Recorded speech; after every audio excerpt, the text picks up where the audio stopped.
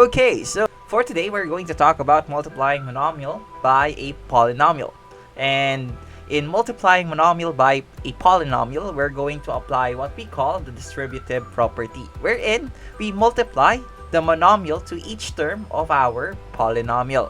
So let's have our first example in multiplying a monomial by a polynomial. So let's have our first example. We have 3 multiplied to 4x minus 9. So since we're multiplying a monomial to a polynomial, we're going to apply the distributive property. So let's multiply 3 to each term of our polynomial. So 3 times 4x. Okay, that will be 3 times 4, that is 12. And then we just copy the variable x. Okay, next we multiply 3 by negative 9. So 3 times negative 9, that will give us negative 27.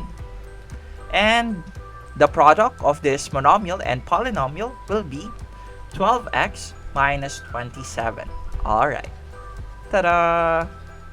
And that is it. If you like this video, give it a thumbs up. If you have comments, questions, recommendations, suggestions for my next video, please leave them in our comment section below. Share this video and subscribe. And for more videos like this, you can go to my channel, Teacher Justin.